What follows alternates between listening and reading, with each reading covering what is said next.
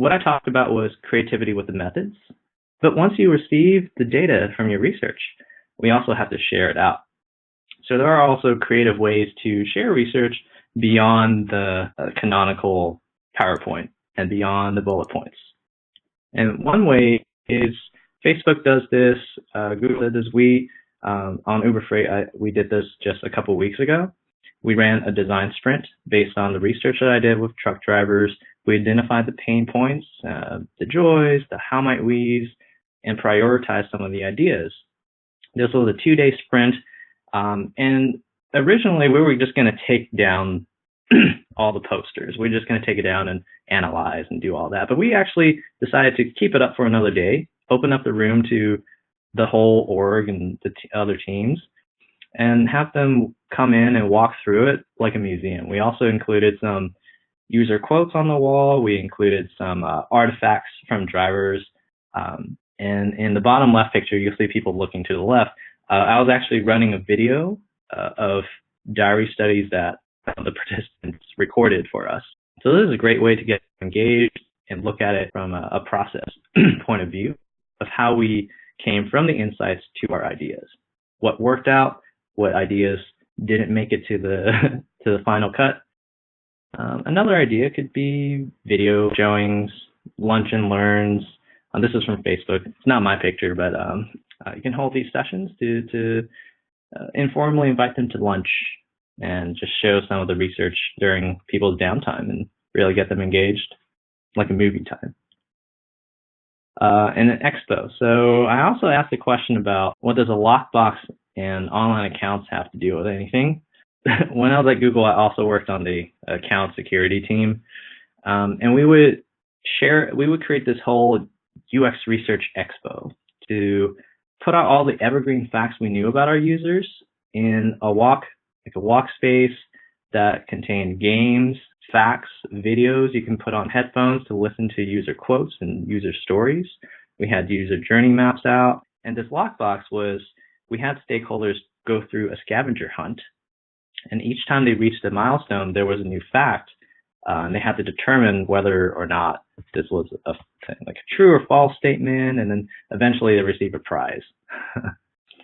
So that was really fun. It is a lot more overhead and it takes a lot of preparation, but there was a ton of good feedback from stakeholders, and I think it is worth it if you have some time to prep for it, to really get the stakeholders to see the whole story of all the research that your team has been doing.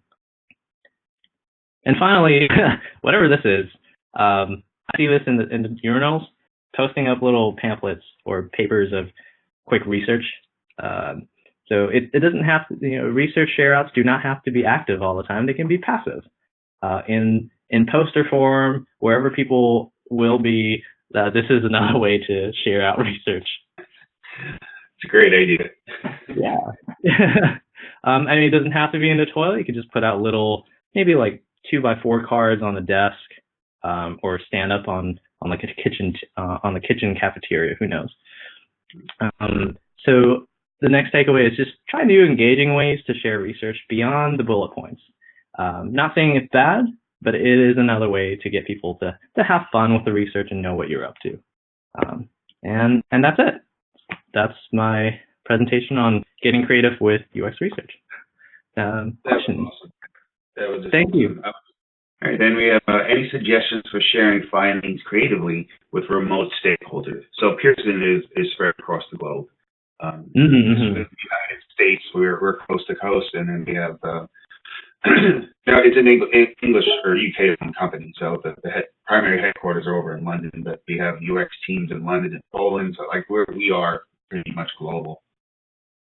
Yeah, that's a great question.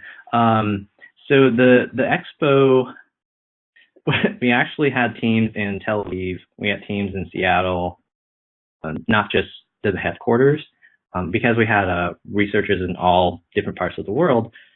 We had them set up their own mini kind of expo on their end as well. So it was a lot of work for the lone researcher. That was one way to engage the stakeholders in their locale.